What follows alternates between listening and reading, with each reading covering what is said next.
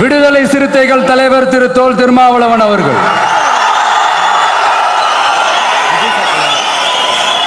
அவங்களால இன்னைக்கு வர முடியாம போச்சு.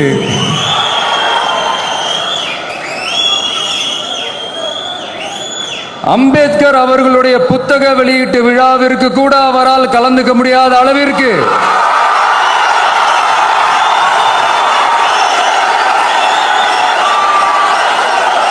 கூட்டணி கட்சிகள் சார்ந்து எவ்வளவு பிரஷர் இருக்கும் என்று என்னால் யூகிக்க முடிந்தாலும்